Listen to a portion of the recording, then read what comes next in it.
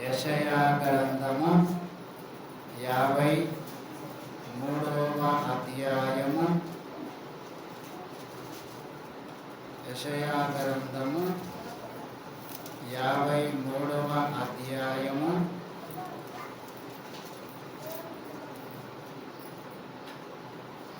వచనము 3వ వచనము.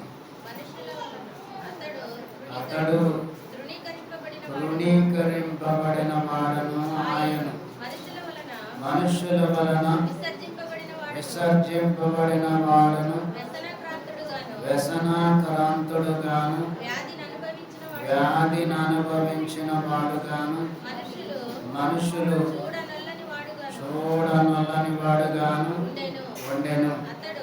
అతడు తృణీకరింపబడిన వాడు గనుక మనము అతనిని ఎన్నిక చేయకపోతిమే. ప్రార్థన చేసుకుందాం. పరిశుద్ధుడైన మా తండ్రి, వందనములు, స్తోత్రములు. ఇంతవరకు జరిగించిన కార్యమును బట్టి స్తుతించుచు ఉన్నాము. కొద్ది సమయము వాక్యము ద్వారా మీరు మాట్లాడండి. దేవా, అయోగ్యులము, బలహీనులము, మమ్ములను బలపరచుటకు నీ వాక్యములో నుండి మాట్లాడండి తండ్రి. స్తోత్రములు తండ్రి. అయోగ్యులను నన్ను మరుగుపరిచి దేవా పూరగా వాడుకోనమని, పరిశుద్ధాత్మ ద్వారా మాట్లాడమని తండ్రి వాక్యాన్ని, సమయాన్ని, నన్నును బిడ్డలను నీ హస్తమునకు సమర్పిస్తూ యేసు నామమున వేడుకొనుచున్నాము పరమ తండ్రి, ఆమేన్. ప్రభువు తన వాక్య శక్తితో మిమ్ములను నింపి దీవించును గాక. ఆమేన్. కూర్చుందాం. ప్రభునందు ప్రియులారా, మనము చదువుకొని ఉన్న వాక్య భాగములో మరి చాలా అంశములు కలవు గనక యెషయా గ్రంథము 53వ అధ్యాయము 3వ వచనము మొదటి భాగమును మనము చదివినప్పుడు గనక తెలియజేసినటువంటి వాక్య భాగము మనము గుర్తు చేసుకోవాలి. గనక అతడు ఆయన ఎదుట పెరిగాను. గనక ఇక్కడ తండ్రి అయినటువంటి దేవుడు, కుమారుడైనటువంటి ప్రభువు, వీరి ఇరువురు మధ్య ఎడబాపు కలిగినందువలన ఈ ఎడబాపు వలననే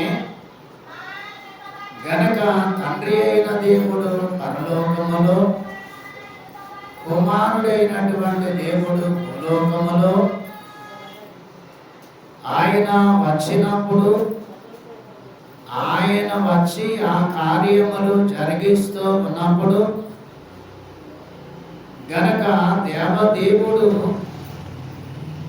ఆయన తండ్రి ఎదుట ఉండి తండ్రి అయిన దేవుని వాగ్దానములు నెరవేర్చుటకు, తండ్రి చెప్పినటువంటి పనులు కుమారుడు చేయుటకు గాను ఈ కుమారుడైనటువంటి ప్రభువే ఆయన ఎదుట పెరిగెను.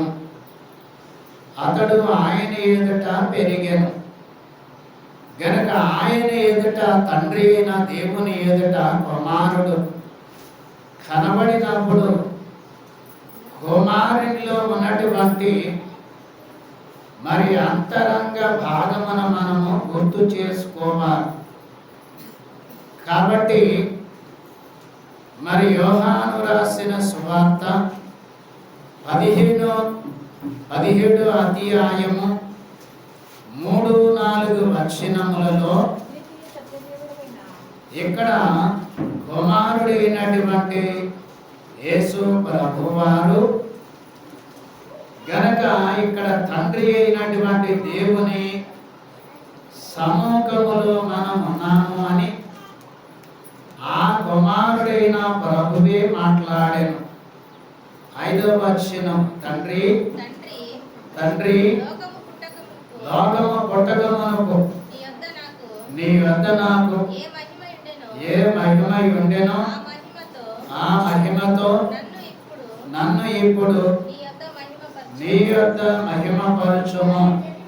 గనక తండ్రి అయినటువంటి దేవునితో కుమారుడైనటువంటి ప్రభువు, తండ్రి లోకము పుట్టకమునకు నీ యొద్ద నాకు ఏ మహిమ ఉండెనో ఆ మహిమతో ఇప్పుడు నీవు నన్ను మహిమపరచుమని కుమారుడైనటువంటి తండ్రి అయినటువంటి దేవుని యొద్ద నుండి విడిపోయి వచ్చిన ఈ కుమారుడు తండ్రి ఎదుట ఏ మహిమ కలిగి ఉండెనో ఆ మహిమ ఇప్పుడు కనపరచమని కుమారుడు మాట్లాడే. 6వ వచనం, లోకము నుండి నీవు నాకు అనుగ్రహించిన మనుషులకు నీ నామమును ప్రత్యక్షపరిచితిని, వారు నీ వారై ఉండిరి, నీవు వారిని నాకు అనుగ్రహించితివి, వారు నీ వాక్యమును గైకొని ఉన్నారు, కాబట్టి వారు నీ వారై ఉండిరి, వారిని నీవు నాకు అనుగ్రహించితివి. గనక నేను ఇప్పుడు నీవు నాకు అనుగ్రహించిన వారితో గనక వారు నీ వారైరి, ఇప్పుడు వారు నా వారై ఉన్నారని ప్రభువు చెప్పాను. ఇప్పుడు అది అధ్యాయములో 3వ వచనం చదువుదాం. అద్వితీయ సత్యదేవుడవైన నిన్నును నీవు పంపిన యేసుక్రీస్తును ఎరుగుటయే నిత్య జీవం. గనక తండ్రి అయినటువంటి దేవుని ఎరుగుటయే నిత్య జీవం.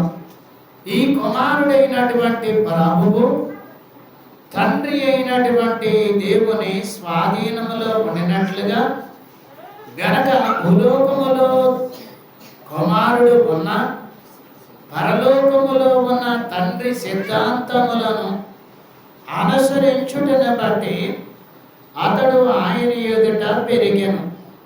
వాక్యానుసారముగా ప్రార్థనానుసారముగా అతడు ఆయన ఎదుట పెరిగెను. ఎవరి ఎదుట అంటే తండ్రి నీవు నన్ను మహిమపరచుము. గనక నీవు అక్కడ నీతో నేనున్నప్పుడు నాకే మహిమ ఉండెనో ఇప్పుడు కూడా నీవు నన్ను మహిమపరచుము అని భూలోకములో శరీరాధారిగా ఉన్న కుమారుడు గనక అంతరంగముగా కనబడని పరలోకపు తండ్రికి తండ్రి అయినటువంటి కుమారుడు ఆయన ఎదుట పెరిగినట్లుగా ఆయన ఎదుట మరి ఆయనకి ఎలాగున మరి దేవుని చిత్తం అనుసరించుట ఎలాగునో అలాగునని ఆయన ఎదుట పెరిగాను. గనక దేవుడు ఒకరా ఇద్దరా ముగ్గురా అంటే ఒకడే దేవుడు. ఆయన కూడా ఒకడు ఎలాగున్నాడు అంటే ఆత్మ రూపి అయినటువంటి దేవుడు. గనక ఆత్మ రూపి అయినటువంటి దేవుడు గనక ఏమై ఉన్నాడు? ఆదికాండము 1వ అధ్యాయం 1వ వచనము చూస్తే దేవుడు ఆది యందు భూమి ఆకాశములను భూమి ఆకాశములను సృజించెను. సృజించెను. భూమి నిరాకారముగాను, భూమి నిరాకారముగాను శూన్యముగాను శూన్యముగాను ఉండెను. ఉండెను. చీకటి అగాధ జలముపైన ఆ చీకటి అగాధ జలములపైన కమ్మి ఉండెను. కమ్మియుండెను. దేవుని ఆత్మ ఆ దేవుని ఆత్మ జలములపైన జలములపైన అల్లాడుచుండెను. అల్లాడుచుండెను. దేవుడు ఎవరు అంటే ఆత్మ అయినటువంటి దేవుడు. ఈ ఒక్కటే అయినటువంటి దేవుడు గనక పాత నిబంధన గ్రంథమంతా తండ్రికి సూచన, కొత్త నిబంధనలో 4 సువార్తలు కుమారుడైన యేసు స్వామి వారి యొక్క జీవిత చరిత్ర, పత్రికల పాఠము పరిశుద్ధాత్మకు ముంగురుతుగా ఉన్నవి. గనక ఆత్మ అయినటువంటి దేవుడు ఒకరుగా ఉన్న దేవుడు ఇద్దరుగాను, ఇద్దరుగా ఉన్న దేవుడు ముగ్గురుగా ప్రత్యక్షమాయను. ఈ యొక్క మరి ఇద్దరుగా ఉన్నటువంటి తండ్రి అయినటువంటి దేవుడు, కుమారుడైనటువంటి దేవుడు తండ్రి అయినటువంటి దేవుని ఆధీనములో పెరిగెను. ఫిలిప్పీలకు రాసిన పత్రిక 2వ అధ్యాయము 6-7 వచనములు.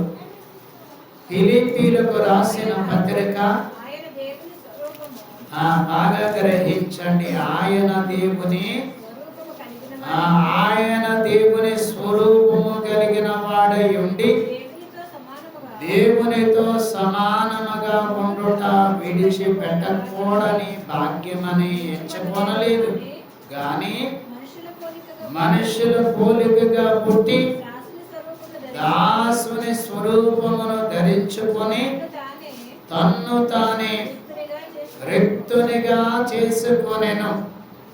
కాబట్టి తండ్రి అయినటువంటి దేవుడు కుమారునిగా శరీరధారిగా వచ్చుటకు ఆయన దేవుని స్వరూపము కలిగిన వాడై ఉండి దేవునితో సమానము ఉండుట విడిచిపెట్టకూడని భాగ్యమని ఎంచుకొనలేదు గాని మనుష్యుల పోలికగా పుట్టి దాసుని స్వరూపమును ధరించుకొని తన్ను తానే రిక్తునిగా చేసుకొనెను.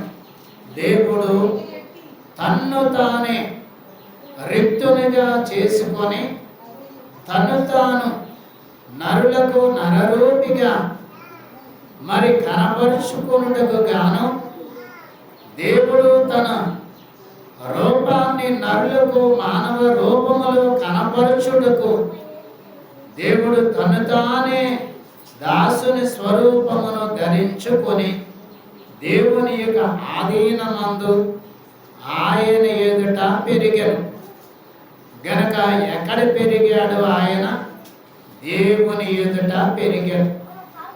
గనక యెషయా గ్రంథములో 2వ భాగమును చూసినప్పుడు 2వ భాగములో రాయబడిన వ్రాత గనక మనం గ్రహించిన ఈ వాక్య భాగములో 2వ భాగములో 3వ వచనములో అతడు తృణీకరింపబడిన వాడును ఆయను. గనక ఏమైనది? అతడు తృణీకరింపబడినటువంటి వాడు. గనక తృణీకరింపబడుట ఇది మనుషుని యొక్క జీవితములో గనక మనుషుడు గనక తను తానే మరి గనక దేవుని ఎదుట తృణీకరింపబడినంతగా గనక తను తానే త్రోసి వేయబడినంతగా మరి దేవుని యొక్క ఏర్పాటును బట్టి మనుషుడు మనిషి రూపములోనే వచ్చాడు. గనక మనిషి రూపములోనికి వచ్చినటువంటి అతడు తృణీకరింపబడిన వాడు ఆయన. ఎందుకు తృణీకరించిరి మనుషులు? మనిషిని ఎందుకు తృణీకరించిరి? ధర్మశాస్త్రములో వ్రాయబడినట్లుగా ఆయన తృణీకరింపబడిన వాడును గనక మనుషుల అపరాధములన్నీ ఆయన మీద వేసుకుని అందువలన అతని గనక స్వరూపమైనను స్వగసైనను లేనివాడై ఉండినందువలన అతడు తృణీకరింపబడిన వాడాయను. రోగిని గనక ఎవరు చేర్చుకున్నారు, అలాగే కుష్ఠరోగిని ఎవరు చేర్చుకున్నారు. అలాగనే ఆయన రోగములలో రోగ బాధితుడిలాగా కనబడినందువలన గనక అతనిని తృణీకరించారు. ఎవరు తృణీకరించారు? మొట్టమొదటిగా యూదులు ఆయనను తృణీకరించిరి. తరువాత యూదుల పక్షముగా మరికొంతమంది చేరి ఆయనను తృణీకరించిరి. అప్పటి నుంచి ఇప్పటి వరకు బైబిల్ గ్రంథమును తృణీకరించిరి. గనక బైబిల్ వాక్యాలను తృణీకరించిరి. బైబిల్ సిద్ధాంతములను తృణీకరించువారు అప్పుడు ఇప్పుడు కూడా ఉన్నారు. గనక దేవుని తృణీకరించువారు, దేవుని వాక్యమును తృణీకరించువారు, దేవుని సన్నిధిని తృణీకరించువారు, దేవుని ఏర్పాటును తృణీకరించువారు గనక ఉన్నారు. అలా యేసుక్రీస్తు ప్రభువును తృణీకరించిరి. గనక తండ్రిని తృణీకరించినను కుమారుని తృణీకరించినను క్షమాపణ దొరుకు.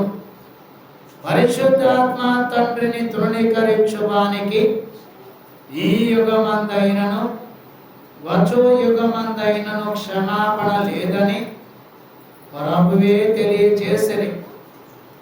గనక కీర్తనల గ్రంథము 22వ అధ్యాయము 6వ వచనము, నేను నరుడను కాను, నేను పురుగును, నరుల చేత నిందింపబడిన వాడను, ప్రజల చేత తృణీకరింపబడిన వాడను. గనక దావీదు గారు ఎవరి చేత తృణీకరింపబడ్డారు? ఎప్పుడు తృణీకరించారు దావీదు గారిని?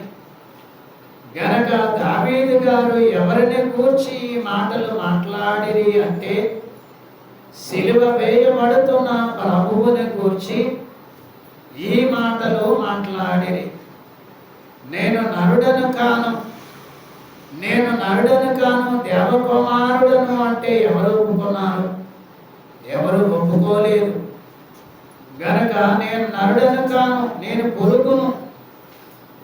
గనక నరుని యొక్క రూపము పోయి గనక ఏమొచ్చింది అనగా మనుషులు లక్ష్య పెట్టలేని యొక్క ప్రాణులు పురుగులు. గనక నేను పురుగును, నరుల చేత నిందింపబడిన వాడను, ప్రజల చేత తృణీకరింపబడిన వాడను. ప్రజలు గనక ప్రభువును తృణీకరిస్తారు, ప్రజలు ప్రభువును ద్వేషిస్తారు. గనకనే ఆయన తృణీకరింపబడిన వాడని యెషయా గారు బహు స్పష్టముగా గనక అతడు తృణీకరింపబడిన వాడును ఆయన. గనక తృణీకరించుట, చిన్న చూపు చూచుట, చిన్నతనముగా మాట్లాడుట, గనక ఎలాంటి వ్యసనములు లక్షణములు కొన్ని పర్యాయములు కొన్ని సంగతులలో ఈ యొక్క నరజన్మమెత్తిన మానవులలో కూడా ఇవి కనిపిస్తాయి. ఒక్కొక్కసారి అన్నా తమ్ముళ్ళు కూడా ఏం చేస్తారు? గనక తృణీకరిస్తారు. అన్నదమ్ములు కూడా ఒకరిని ఒకరు తృణీకరించుకుంటారు. అలాగే అక్కా చెల్లెండ్రు కూడా ఒకరికొకరు తృణీకరించుకుంటారు. గనక స్నేహితులు, బంధువులు, ఇరుగు పొరుగు వారు గనక ఎప్పటికప్పుడే ఇలాగన తృణీకరించుకునే విషయాలు మరి వస్తాయి. అసూయ, గనక పాపము, కోపము, ద్వేషము వీటన్నిటి వలన ఒకరిది ఒకరు అనుకున్నది నెరవేరకపోయినప్పుడు ఈ ద్వేషము పెరిగి గనక వారికి వీరికి సంబంధం లేకుండా మరి అత్తి పొత్తు లేకుండా ఉండి ఏం చేస్తారంటే దూషిస్తారు. దూషించడమే కాకుండా తృణీకరిస్తారు. అలా తృణీకరిస్తూ కొన్ని సందర్భాల్లో మంచి పనులకు కూడా వారిని పిలవరు గనక మరి ఒకసారి వివాహము మరి కుదిరింది. కుదరక మునుపు ఎంతో మరి బంధువులు స్నేహితులు కుదిరిన తర్వాత వచ్చినటువంటి ఈ యొక్క పేచీలను బట్టి గనక స్వంత వారికి ఆహ్వాన పత్రిక ఇవ్వకుండా ఉండడం వలన వారు వీరికి బంధువులైన గనక ఈ ఆహ్వాన పత్రిక ఇవ్వకపోగా అలాగే వెళ్ళిపోయారు అనుకోండి. వారిని ఏం చేశారు? వీరు తృణీకరించి వేశారు. గనక వివాహము కదా అని వారు పిలవాలి. పిలిస్తే వివాహము కదా అని వీరు కూడా వెళ్ళాలి. గనక నేనెందుకు వారిని పిలవాలి? నేనెందుకు వాళ్ళ ఇంటి దగ్గరికి వెళ్ళాలి? నేనెందుకు వాళ్ళ దగ్గరికి వెళ్ళి నిలబడాలి అంటే ఏమాటం వచ్చినాయి? ఇక్కడ ఏమాటం వచ్చినాయి? ఏమాటం వచ్చినాయి? పాట ఉంది, దైవజనులు రాశారు. నీవాడు ప్రతి మాట నీవో మరతోవో గాని దేవుండు మరచోనా తీర్పుండు సోమి. ఏముంటది? కాబట్టి నీవు మాట్లాడిన మాటలే వారింటికాడికి వెళ్ళకుండా ఏం చేస్తున్నా సిగ్గుపరిచే పరిస్థితులు వచ్చివేసినాడు. కాబట్టి ఇన్ని మాట్లాడాను, ఇన్ని మాట్లాడాను కాబట్టి ఏ మోహం పెట్టుకొని వెళ్ళాలి అని మరి వెళ్ళకుండా దూషణకరమైన స్థితిలో ఉంటున్న వారు ఇప్పుడు కూడా ఉన్నారు, దూషించేవారు. గనక ఎన్నిసార్లు దూషించినా, ఎంతకాలము దూషించినా ఎప్పుడో ఒకప్పుడు ఆ దూషించడానికి విరుగుడు కాలము వస్తూ ఉంది. గనక నరులైన వారు కూడా ఏం చేశారు ఆయనని అంటే తృణీకరించి వేశారు.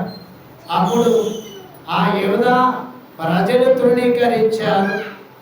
ఆ తదుపరి మరి అనేకులైనటువంటి వారు తృణీకరించారు. గనకనే ఇక్కడ దావీదు గారు గనక ప్రజల చేత తృణీకరింపబడిన వాడను అని దావీదు గారు తెలియచేసిరి. ప్రజలు తృణీకరిస్తే పోయేదేమి లేదు. గనక బంధువులు తృణీకరిస్తే పోయేదేమి లేదు. సృష్టికర్త అయిన దేవుని గనక ఎదుట మనం ఉండాలి. గనక దేవునినే దూషించువారు, దేవునినే తృణీకరించువారు గనక ఎంత భయంకరమైన స్థితిలో మరి నరులు ఉన్నారో చూడండి. కాబట్టి మనం కూడా ఒక ప్రశ్న వేసుకోవాలి. గనక దేవుని చిత్తాన్ని తృణీకరించబడే వారిగా ఉన్నామా? తృణీకరిస్తూ ఉన్నామా? తృణీకరించడం లేదా? తృణీకరిస్తే గనక తప్పుదిద్దుకోవాలి. తృణీకరించకపోతే గనక ఆయన దేవుడని ఒప్పుకొని గణపరిస్తే ఆ దీవెన గనక మనకి వస్తూ ఉన్నది. సమూయేలు మొదటి గ్రంథము 2వ అధ్యాయము, సమూయేలు మొదటి గ్రంథము 2వ అధ్యాయము 30వ వచనము గనక దేవుని వాక్యమును చదివినప్పుడు 2వ అధ్యాయము 30వ వచనం గ్రహించండి. నీ ఇంటి వారును నీ పేదరుల ఇంటి వారును నా సన్నిధిని యాజకత్వము జరిగి యాజకత్వము జరిగించుదురని యెహోవా ఆజ్ఞయించి యెహోవా ఆజ్ఞ ఇచ్చి ఉన్నాను. ఇప్పుడు అది నా మనస్సునకు కేవలం ప్రతికూలమాయనని ఇశ్రాయేలీయుల దేవుడైన యెహోవా సెలవిచ్చుచున్నాడు. కావున యెహోవా వాక్కు ఏదనగా, నన్ను గనపరచు వారిని నేను గనపరచుదు, నన్ను తృణీకరించు వారు తృణీకారమందుదురు. చాలే అండి. కాబట్టి దేవుని తృణీకరిస్తే ఎవరి తృణీకరింపబడతారంటే వారే తృణీకరింపబడతారు. కాబట్టి దేవుడు నన్ను తృణీకరించువారు తృణీకరమందుదురు అనగా ఎవరు దేవుని తృణీకరిస్తారో వారే తృణీకరింపబడుదురు. ఎవరు దేవుని గణపరుస్తారో వారే గణపరచబడుదురు. గనక దేవుని తృణీకరించువారు ఈ యుగమంతైనను ఈ దినాల్లో లేక ఈ పరిస్థితులలో గనక దేవుని తృణీకరించువారు ఎవరు చెప్పండి? ఎవరు ఎప్పుడు తృణీకరిస్తారు? దేవుడు ఒక రకంగా ప్రార్థన చేసినప్పుడు, అనుకున్నవి నెరవేరకపోయినప్పుడు, దేవుని ప్రార్థనలు విడిచిపెట్టి గనక చాలించి వెనక తిరిగి వెళ్ళిపోయేటప్పుడు దేవుడు నాకేం చేశాడులే, గనక దేవుడు నాకేం ఉపకారం చేశాడు, నేను అనుకున్నదేమీ చేయలేదు, నేను అనుకున్నదేమీ జరగలేదు, కాబట్టి దేవుడు నాకేం చేయలేదు అనుకుని విడిచిపెట్టి వెళ్ళిపోయేవారు ఉన్నారు. అలాగే దేవుని దగ్గరికి వచ్చి దేవుని అనుసరించి గనక దేవుని చిత్తానుసారముగా దేవుని ఘనపరచవలసిన వారై ఉండి, దేవుని ఘనతను అందుకొనవలసిన వారై ఉండి, దేవునిని ఒకవేళ దేవుడు నన్ను ఘనపరచలేదు, దేవుడు నన్ను చూడలేదు, దేవుడు నన్ను ప్రార్థన వినలేదు అని దేవుని వాక్యాన్ని దేవుని చిత్తాన్ని తృణీకరించువారు గనక వారే తృణీకరించబడుదురు. దేవుడు తృణీకరింపబడడు, వెక్కిరింపబడడు. గనక దేవుడు వెక్కిరింపబడడానికి ఆయన నరుడు కాడు, ఆయన నరుడు కాడు, దేవుడు ఆయన.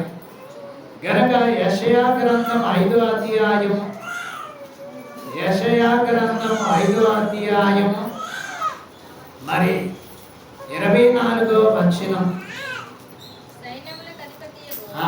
గ్రహించండి. 5వ అధ్యాయము 24వ వచనములో సైన్యములకు అధిపతియగు యెహోవా యొక్క ధర్మశాస్త్రమును నిర్లక్ష్య పెట్టుదురు. చూడండి, సైన్యములకు అధిపతియగు యెహోవా యొక్క ధర్మశాస్త్రమును నిర్లక్ష్య పెట్టుదురు. గనక ఇక్కడ మనం లోకానుసారముగా అనేది కాకుండా కొన్నిసార్లు గనక చాలా మందిని గనక నేను గ్రహిస్తాను. ఎక్కడ? సోషల్లో గనక అక్కడ ప్రార్థన గదిలో గ్రహిస్తాను. ఏంటి గ్రహిస్తానంటే, మరి కింద కూర్చుకోవడం చేత కాదు, కింద కూర్చోవడం చేత కాదు కదా, బలహీనత. మరి బైబిల్ కింద కాళ్ళ దగ్గర పెట్టుకుని కుర్చీ మీద కూర్చోవచ్చా? అలా చేతన అవుద్దా? అవుతా? నాకు చాలా కోపం వచ్చేస్తుంది. ఎందుకంటే బైబిల్ క్లాసుల్లో చెప్తారు, బైబిల్ మీద ఏ వేరొక వస్తువు ఏది పెట్టకూడదు, అలాగే ఈ అంగీ మీద కూడా ఏరే బరువైన వస్తువు పెట్టకూడదు. ఇలాంటి సిద్ధాంతాలు వచ్చినప్పుడు ఈ కాళ్ళ దగ్గర అయితే బైబిల్ పెట్టుకుని కుర్చీ మీద కూర్చుని చక్కగా ఫ్యాన్కి నిద్రపోతా ఉంటారు. ఇప్పుడు మీరు సైన్యములకు అధిపతికి యెహోవా యొక్క ధర్మశాస్త్రమును నిర్లక్ష్య పెట్టుతున్నారా, లక్ష్య పెడుతున్నారా? నిర్లక్ష్య పెడుతున్నారా, లక్ష్య పెడుతున్నాను. బైబిల్ గుండెలకు అద్దుకొని పెట్టుకొని ఉండాలి. ఆదాం దగ్గర బైబిల్ పెట్టుకోవడం కాదు. ఎక్కడ పెట్టుకోవాలా? ఎత్తైన స్థలములో, మంచి స్థలములో పెట్టుకోవాలి. కాబట్టి అలాగే దేవుని యొక్క ధర్మశాస్త్రమును లక్ష్య పెట్టని వారు గనక లక్ష్య పెట్టని వారు ఉన్నారు. కాబట్టి ఇలాంటి వారు దేవుని కూడా లక్ష్య పెట్టరు, తృణీకరిస్తారు.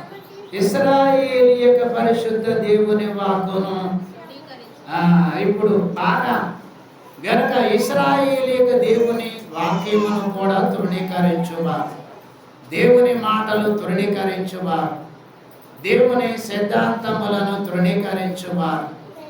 కాబట్టి దేవుని చిత్తాన్ని తృణీకరిస్తే మరి బాగుంటుందా చెప్పండి? బాగుంటుందా? మానవ జాతికి, మానవ మనస్సుకి దేవుని వాక్యాన్ని గనక దేవుని పరిశుద్ధ దేవుని వాక్కును తృణీకరించుదురు గనక ఇలా తృణీకరించేవారు గనక ఈ సాతాను సమాజములో గనక సాతాను గాడిని వెంబడించేవారు, సాతాను యొక్క కుయుక్తిలో ఉన్నవారు గనక ఇశ్రాయేలు పరిశుద్ధ దేవుని వాక్కును తృణీకరించువారు కాదు. గనక ఒకసారి ఒక బైబిల్ దొరికితే ఫస్ట్ నాకు దేవుడు ఎంతో గొప్ప గ్రంథాన్ని ఇచ్చాడు అని దానిని ఎంతో చక్కగా జాగ్రత్తగా స్తుతిస్తూ దేవుని మహిమపరుస్తారు. కాబట్టి దేవుని మాటలను, పరిశుద్ధ దేవుని వాక్కును తృణీకరించుదు గనక మరి ఒక్కొక్కసారి ఒక్కొక్కరికి దేవుని మాటలు నచ్చుతాయి. ఎలాగంటే వారికి ఇష్టం వచ్చినట్లుగా అలాగే చెప్పుకుంటా పోవాలి, అయ్యే అయితేనే నచ్చుతాయి. దేవుని వాక్యములో తేడాలు ఉన్నాయి. ఇలా తేడాలు ఉన్న మాటలు, తేడాలు ఉన్న సిద్ధాంతాలు కనుక అలాగే వెళ్తే బాగోదన్నాం అనుకోండి, ఏమొస్తుంది?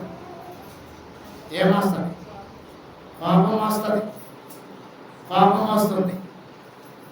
అలాగే మరి నేను ప్రార్థన చేసుకున్నప్పుడు నాకు ఒక దృష్టాంతం వచ్చింది. ఇంటికి వెళ్ళి చెప్పా, ఎందుకో తెలియదు, నా ప్రార్థనలో ఉన్నప్పుడు మీరు ఇలాంటి పరిస్థితిలో ఉన్నారని నాకు తలంపు వచ్చింది. చెప్పాను కాబట్టి వెళ్ళిపోతున్నాను, మరి జాగ్రత్తగా ఉండండి అని చెప్పి వచ్చేసాను. ఓ 10 దినాలకి వాడేవిడండి మా ఇంటి గురించి చెప్పడానికి? తనకేం పని అండి?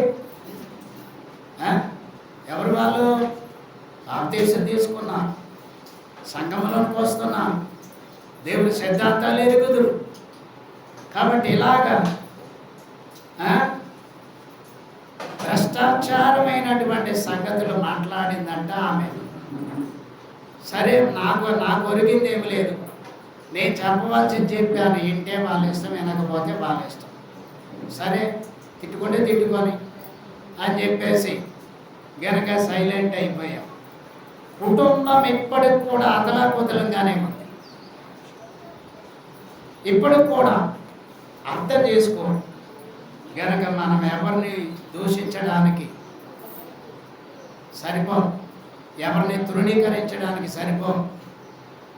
గనక ఎవరికి హక్కు ఉంది?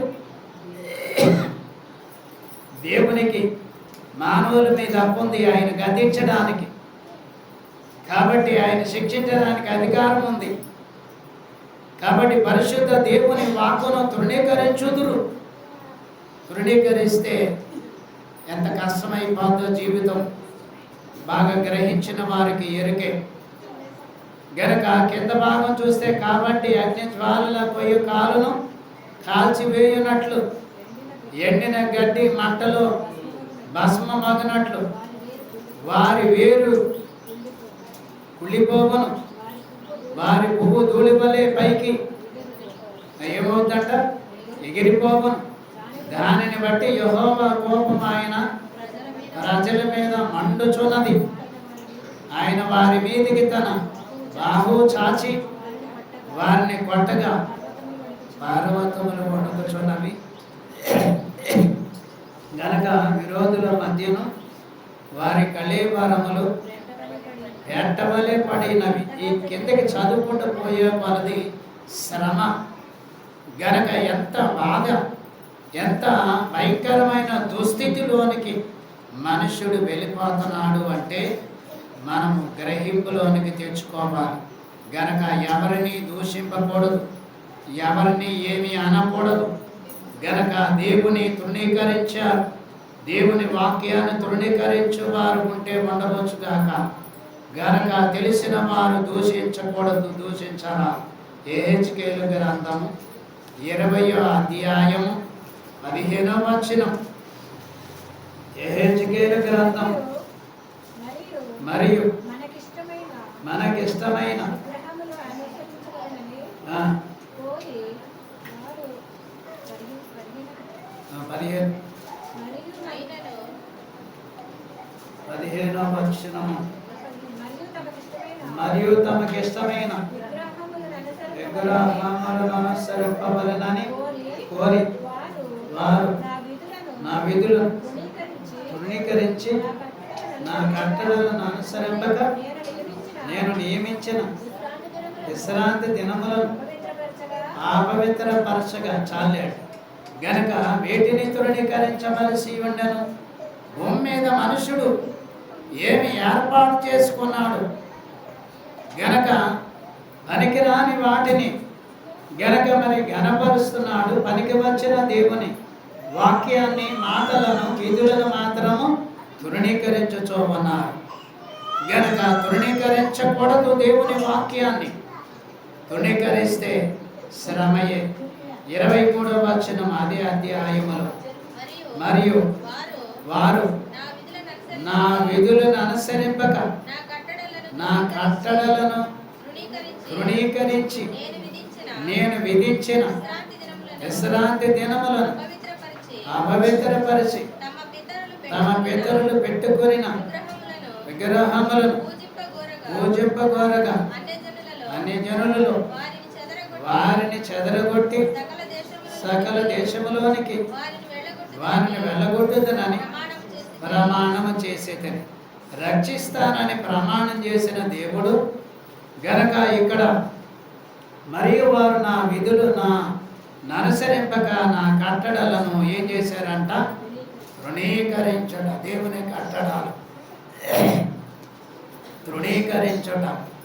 గనక దేవుడిచ్చిన సిద్ధాంతములను తృణీకరించుట, దేవుని ఏర్పాటులను గనక త్రోసివేయుట. గనక 22వ అధ్యాయం 8వ వచనం. యెహెజ్కేలు గ్రంథం నాకు ప్రతిష్ఠితములకు వస్తువులను గనక దేవుడు ఏర్పాటు చేసుకున్నటువంటి ప్రతిష్ఠిత వస్తువులను నీవు తృణీకరించుచున్నావు. దేవుని కుమారుడు ఎవరు? దేవుడు ఏర్పాటు చేసుకున్న కుమారుడే. గనక దేవుడు ఏర్పాటు చేసుకున్న మరి కుమారుని తృణీకరిస్తూ దేవుని చేత ప్రతిష్ఠింపబడిన వస్తువులను కూడా నీవు తృణీకరించుచూ ఉన్నావు. ఎంత భయంకరమైన స్థితి! గనక దేవుని పరిశుద్ధ వస్తువులను, దేవుడు ప్రతిష్ఠించిన వస్తువులను కూడా తృణీకరించుచున్నావు. అలా తృణీకరించకూడదు. నా విశ్రాంతి దినములను నీవు అపవిత్రపరచుచున్నావు. కొండెములు చెప్పి నరహత్య చేయువారు గనక ఎలాంటి వారంటే కొండెములు అనగా ఒకరి మీద ఒకరికి చాడీలు చెప్పేవారు. గనక ఇటువంటి వారి తలంపులు ఉండకూడదు. గనక ఇటువంటి తలంపులు మనుషులు చేరితే మహా యొక్క గొప్ప మరి శ్రమలే. గనక ప్రభువు తృణీకరింపబడిను. ప్రభు వాక్యాన్ని, ప్రభు సంఘమును తృణీకరించుచున్నటువంటి వారు కలరు. గనక జకరియా గ్రంథం 4వ అధ్యాయం 10వ వచనం. జకరియా గ్రంథం 4వ 4వ అధ్యాయం 10వ వచనం. కార్యములు ఆ, అల్పములై ఉన్న కార్యములు అల్పములై ఉన్న కాలములో తృణీకరించిన వాడెవడు? తృణీకరించిన వాడెవడు? ఏ లోకమందు కార్యములు అల్పములై ఉన్న కాలములను తృణీకరించిన వాడెవడు? అంటే కాలం మానములను బట్టి గనక ఎవడు తృణీకరించను? ఆ కాలము తృణీకరింపబడే కాలము కాదు, అయిన ఆ కాలము చెరపబడే కాలము కాదు, త్రోసివేయబడే కాలము కాదు. అయినను ఆ కాలములో కూడా తృణీకరింపబడుతున్నటువంటి వారు గనక ఉన్నారని, గనక తృణీకరింపబడినటువంటి వారి విషయములో ఎవరు తృణీకరించారు, గనక ఎవరు తృణీకరిస్తున్నారు అనేటువంటి సంగతి గ్రహింపులోనికి తెచ్చుకోవాలి. మత్తయి రాసిన సువార్త 6వ అధ్యాయము 24వ వచనం. 24వ వచనములో ఎవడును ఇద్దరు యజమానులకు దాసుడుగా నుండనేరడు. అతడు ఒకని ద్వేషించి ఒకని ప్రేమించును, లేదా ఒకని పక్షముగా నుండి ఒకని తృణీకరించును. మీరు దేవునికిని సిరికిని దాసులుగా నుండనేరరు. కాబట్టి మనము ఎవరిని తృణీకరించాలి? గనక ఎవరిని తృణీకరించకూడదు? దేవుని గణపరచాలి, ప్రేమించాలి. గనక మరి దేవుని ఏర్పాటుని మనం గణపరచాలి. గనక అవి కాక వీటిని, ఎవరిని, ధనాన్ని, లోకాన్ని, సాతానుని, వాటిని తృణీకరించాలి. పాపములను తృణీకరించాలి, చెడ్డవాటిని తృణీకరించాలి. గనక చెడ్డవాటికి వేరై ఉండాలి. అలా వేరై ఉండడం వలన గొప్ప కార్యములు దేవుడు నీ అంతరంగమందు జరిగించును. లూకా సువార్త 16వ అధ్యాయము, లూకా సువార్త 16వ అధ్యాయము 13వ వచనము. ఏ సేవకుడును ఇద్దరి యజమానులను సేవింపలేడు. వాడు ఒకని ద్వేషించి ఒకని ప్రేమించును, లేక ఒకని అనుసరించి ఒకని తృణీకరించును. మీరు దేవునిని సిరిని సేవింపలేరని చెప్పారు. కాబట్టి మనము గనక ధనమా దైవమా అంటే గనక దైవమో కావాలి, ధనమో కావాలి. ధనము బ్రతకడానికి, దైవము జీవించి ఉండటానికి. కాబట్టి ధనాన్ని ఎక్కువగా మరి అదే ఆశగా పెట్టుకొనకూడదు. కాబట్టి ధనము కంటే ఎక్కువగా దేవునిని మాత్రమే గనక గణపరచాలి. గనక ఆ యొక్క నిత్య జీవము కలిగించు దేవుడు యేసుక్రీస్తు ప్రభువు. కాబట్టి ఆయననే మనము ప్రేమించాలి, ఆయననే మనము గణపరచాలి, ఆయననే మనము గనక మరి దేవునికి మహిమకరముగా జీవించాలి. అపోస్తలుల కార్యములు 19వ అధ్యాయము 27వ వచనం. అపోస్తలుల కార్యములు 19వ అధ్యాయము 27వ వచనం. మరియు ఈ మన వృత్తి యందు లక్ష్యము తప్పిపోవటయే కాక మహాదేవి అయిన ఆర్తెమి దేవి యొక్క గుడి కూడా తృణీకరింపబడి ఆసియా అయినంతటను భూలోకమందును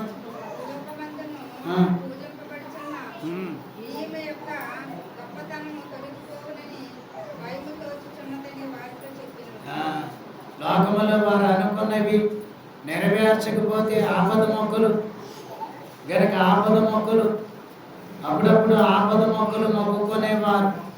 కాబట్టి ఇది తీర్చుకోవాలి, అది తీసుకోవాలి. గనక ఏది తీర్చుకున్నా కానీ మనిషికి హృదయానికి సంతోషము సమాధానం అన్నది మాత్రము దొరకదు. మొదటి కొరింథీ పత్రిక 1వ అధ్యాయం 28వ వచనము. మొదటి కొరింథీ పత్రిక 1వ అధ్యాయం 28వ వచనము. ఏ సన్నిధియు దేవుని ఎదుట దేవుని ఎదుట జ్ఞానులను సిగ్గుపరచుటకు లోకంలో నన్ను వెతుకులాడిన దేవుడు ఏర్పరచుకొని ఉన్నాడు. బలవంతులైన వారిని సిగ్గుపరచుటకు సిగ్గుపరచుటకు లోకములో బలహీనమైన వారిని దేవుడు ఏర్పరచుకొని దేవుడు ఏర్పరచుకొని ఉన్నాడు. ఎన్నికైన వారిని వ్యర్థము చేయుటకు లోకములో నీచులైన వారిని తృణీకరింపబడిన వారిని ఎన్నిక లేని వారిని దేవుడు ఏర్పరచుకొని ఉన్నాడు. దేవుడు ఎవరిని ఏర్పాటు చేసుకున్నాడంటే లోకములో అనేకులు గనక మరి త్రోసివేయబడిన వారిని గనక అనేకులు గనక మరి చూడని వారిని ఇష్టము లేని వారిని గనక అలాంటి వారందరూ కూడా లోకములో ఉన్నవారు ధనికులందరూ కూడా పెద్దవారు గనక మరి ఎవరెవరిని తృణీకరించరో ఎన్నిక చేయలేకపోయారో వారందరినీ కూడా దేవుడు అంటే లక్ష్య పెట్టాడు. గనక మనుషులు తృణీకరించు వారిని దేవుడు లక్ష్య పెట్టాను. గనక ఆ దేవుడు తృణీకరింపబడిన వాడు ఆయన. గనక ఎవరెవరు దేవుడు ఎవరెవరు సాటి మనుషులు ఎవరిని తృణీకరించురో వారి పక్షముగానే ఉండి తృణీకరింపబడిన వారి పక్షంగా ఉండి ఆయన తృణీకరింపబడిన వాడై ఆ యొక్క గొప్ప స్థానములో వారిని తృణీకరింపబడిన వారిని గొప్ప స్థానములో నిలువబెట్టాను. చెప్పండి, పాపం విషయంలో మనమందరము కూడా ఏమై ఉన్నాం? అట్లా అంటే పాపం విషయంలో తృణీకరింపబడిన వారమై ఉన్నాం. అలాగే లోకములో ఇహ జీవితం విషయంలో కూడా అనేకుల చేత తృణీకరింపబడిన వారమై ఉన్నాం. మీరు తృణీకరింపబడ్డారో లేదో తెలియదు, కానీ నేనైతే మాత్రం చాలా చోట్ల చాలా మీటింగులకు వెళ్ళినప్పుడు చాలా సంఘముల్లో కూటాలకు వెళ్ళినప్పుడు గనక చాలా చిన్నతనం తెచ్చుకునే పరిస్థితులు వచ్చింది. గనక మరి ఆ విషయాలు చెప్పుకోలేదు, మీడియా ఉంది కాబట్టి.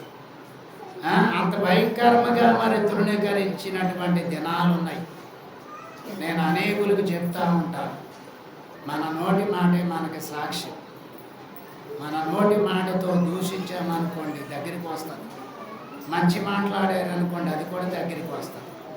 కాబట్టి మన నోటి మాట చాలా జాగ్రత్త ఉండాలి. గనక ఎవరు లోకములో ఉన్నవారు ఒక కులాన్ని వారు దూషించిన, ఒక మతం వారు దూషించిన, ఒక మతం వారు ఒక మతం గ్రంథాన్ని దూషించిన గనక దేవుడు మాత్రము ఎవరు దూషింపబడ్డారో ఎవరు తృణీకరింపబడ్డారో వారి పక్షంగానే దేవుడు గనక ఆయన తృణీకరింపబడి ఆ యొక్క మంచి స్థానములో తృణీకరింపబడిన వారిని దేవుడు నిలువబెట్టాడు. అందుకు దేవుని వాక్యమే సాక్ష్యం. సరే, ముందరికి వెళ్తాం. గనక మరి 16వ అధ్యాయం 1 కొరింథీ పత్రిక 16వ అధ్యాయం 11వ వచనం. గనుక ఎవడైనా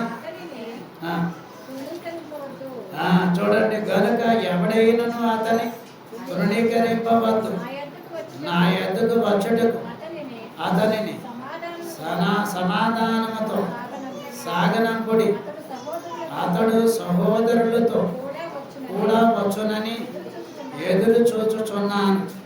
కాబట్టి ఇక్కడ కొరింథీలో ఉన్నటువంటి సంఘస్థులు గనక దగ్గరికి వచ్చే వారిని కూడా కొంతమందిని మరి వ్యక్తిగతంగా పక్కన పెట్టిన వాళ్ళ కనబడుతున్నారు. అది ఎరిగినటువంటి పౌలు గారు గనుక ఎవడైనా అతనిని తృణీకరింపవద్దు, గనక సమాధానముతో నా దగ్గరికి పంపించండి. వస్తూ కొంతమందిని అతడు దేవుని దగ్గరికి తీసుకుని వస్తాడని ఎదురు చూసినట్లుగా మనం గ్రహిస్తున్నాం. కాబట్టి దేవుని వాక్య వాగ్దాన ప్రకారముగా తృణీకరింపబడిన వారి పక్షముగా మరి తృణీకరించవద్దు. సంఘములో ఒకరు తృణీకరించుకొనవద్దు. ఒకరిని ఒకరు ప్రేమించుకోనండి, ఒకరిని ఒకరు ఆదరించుకోనండి అని పౌలు గారు అనేక విషయాలు గనక మరి చెప్పినట్లు మనం గ్రహించాలి. తిమోతి మొదటి పత్రిక 6వ అధ్యాయము 2వ వచనం, 6వ అధ్యాయం 2వ వచనములో విశ్వాసులైన యజమానులు గల దాసులు తమ యజమానులు సహోదరులని వారిని తృణీకరింపక తమ సేవా ఫలము పొందువారు విశ్వాసులను ప్రియులనై ఉన్నారని మరి ఎక్కువగా వారికి సేవ చేయవలెనని ఈ సంగతులు బోధించుచు వారిని హెచ్చరించను. కనుక విశ్వాసులైన యజమానులు గల దాసులు తమ యజమానులు సహోదరులని వారిని ఏం చేయకూడదంటండి? ఏం చేయకూడదంట? ప్రార్థన చేసేవారు తృణీకరించకూడదు. గనక ప్రార్థన చేసేవారు గనక సేవా ఫలములు, వారి ప్రార్థనా ఫలములు పొందుకొనటానికి విశ్వాసులను ప్రియులనై ఉండవలెనని, ఎక్కువగా వారి యందు ప్రేమ కలిగి ఉండవలెనని పౌలు గారు మరి తెలియచేసినటువంటి సంగతి మనం గ్రహిస్తున్నాం. అలాగే మత్తయి రాసిన సువార్త మరి 21వ అధ్యాయము 42వ వచనములో ఒక సంగతి ఉంది. 21వ అధ్యాయం 42వ వచనం. మరియు యేసు వారిని చూచి ఇల్లు కట్టువారు నిషేధించిన రాయి మూలకు తలరాయి ఆయను, ఇది ప్రభు వలననే కలిగినది, ఇది మన కనులకు ఆశ్చర్యము అనుమాట. మీరు లేఖనములలో ఎన్నడను చదవలేదా? ఇక్కడ గనక మరి రాయి, మూలరాయి, నిషేధించిన రాయి, ఇది 3 మూలలుంది రాయి. గనక ఈ రాయి గోడకి పొందుపరచబడదు అని ఈ రాయి తీసి పక్కన పెడితే గనక పక్కన పారవేశారు. ఆ పక్కన పారవేసిన రాయి మూలకు తలరాయి అయి నిలిచెను. అలాగే ఏ నామమునైతే తృణీకరించారు, ఏ గ్రంథమునైతే తృణీకరించారు, యేసుక్రీస్తు ప్రభువుని తృణీకరించారు, గనక ఏ రాయినైతే తృణీకరించారు, అలాగనే ఆ రాయి గోడకు అమరిస్తేనే కానీ పూర్తి కాలేదు అన్నట్లుగా కాలమానములను బట్టి శిలువ శ్రమలు రక్షణ కార్యక్రమం సంపూర్తి కావడానికి ఇది తృణీకరింపబడిన రాయి, మూలరాయి ఆయన. గనక తీసివేయబడిన రాయి మూలరాయి అయి ఇదే మరి చివరికి పనికి వచ్చిన రాయి. కాబట్టి దేవునిలో ఉన్నవారు ఒకవేళ పనికిరాని రాళ్ళుగా లోకస్తులుగా ఎంచితే ఎంచవచ్చును, కానీ దేవునికి నీవు పనికి వస్తావు. దేవుని వాక్యమును బట్టి దేవునిలో నీవు పనికి వస్తావు. అలాగే లూకా సువార్త 20వ అధ్యాయము 17వ వచనం. లూకా సువార్త ఆయన వారిని చూచి అలాగైతే ఇల్లు కట్టువారు నిషేధించిన రాయి మూలకు తలరాయి ఆయనని రాయబడిన మాట ఏమిటి? గనక ప్రభువు ఈ యొక్క రాయి నిషేధించిన రాయి మూలకు గనక మరి నిజమైన రాయి సంపూర్తి చేసినటువంటి రాయిగా మనం గుర్తించాలి. కాబట్టి అపోస్తలుల కార్యములు 4వ అధ్యాయము అపోస్తలుల కార్యములు 4వ అధ్యాయం 10-11 వచనములు. వీరందరూ ఇశ్రాయేలు ప్రజలందరూ తెలుసుకొనవలసినదేమనగా మీరు సిలువ వేసినట్టు మృతులలో నుండి దేవుడు లేపినట్టు నజరీయుడైన యేసుక్రీస్తు నామముననే వీడు స్వస్థత పొంది మీ ఎదుట నిలుచున్నాడు. ఇల్లు కట్టువారైన మీరు తృణీకరించిన రాయి ఆయనే. ఆ రాయి మూలకు తలరాయి ఆయన. కాబట్టి ఆయనే ఏ రాయినైతే తృణీకరించారో ఆయన నామమననే రోగులు బాగవుతున్నారు. ఆయన నామమననే స్వస్థత వస్తూ ఉన్నది. ఆయన నామమననే స్వస్థత కలుగును. గనుక ఇల్లు కట్టువారైన మీరు తృణీకరించిన రాయి ఆయనే. గనక ఆ రాయి మూలకు తలరాయి ఆయను. ఆ రాయి మూలకు తలరాయి అయి నిలిచెను. కాబట్టి ఆయనే మూలకు తలరాయి అయి నిలిచినట్లుగా ఆయన వాక్యము ఆదియందు ఇప్పటి వరకు కూడా ఉన్నటువంటి వాక్యం ఆయన వాక్య సిద్ధాంతములను బట్టి సంపూర్ణముగా మరి అప్పుడు ఆయనను తృణీకరించారు. గనక ఆయన తృణీకరింపబడిన వాడుగా కనబడెను. ఇప్పుడు దేవుని నమ్మినటువంటి మీరును దేవుని తృణీకరించే పరిస్థితిలోనికి వెళుతున్నారా? లేక దేవుని తృణీకరింపబడకుండానట్లుగా మరి దేవుని ఘనపరిచే స్థితిలో ఉంటున్నారా? ప్రశ్న వేసుకోవాలి. నా ద్వారా దేవుని నామము దూషింపబడతా ఉందా? నా ద్వారా దేవుని నామము ఘనత పొందుతా ఉన్నదా? దేవుని నామమునకు మహిమ వస్తూ ఉన్నదా? గనక దేవుడు నామము ఘనపరచబడతా ఉన్నదా? గనక ప్రశ్న వేసుకోవాలి. గనక నా ద్వారా దేవుని నామము దూషింపబడుతూనే ఉన్నది. గనక నా ద్వారా దేవుని నామము గనక మరి అణిచివేయబడుతూ ఉన్నది. ఆయన నామము సజీవమైన నామం. గనక ఒకవేళ మన అపరాధ పాప జీవితాన్ని బట్టి ఒకవేళ అణిచివేయబడిన ఆయన నామం అణిచివేయబడదు. కాబట్టి ఎవరు తప్పిదములు చేస్తే వారి మీదకే వచ్చును. కాబట్టి ఎవరు పాపము చేస్తే వారి మీదకే వచ్చును. అది వారి మీదనే ఉండను. వారే దానికి సాక్షి. వారి నోటి మాటే వారికి సాక్ష్యం.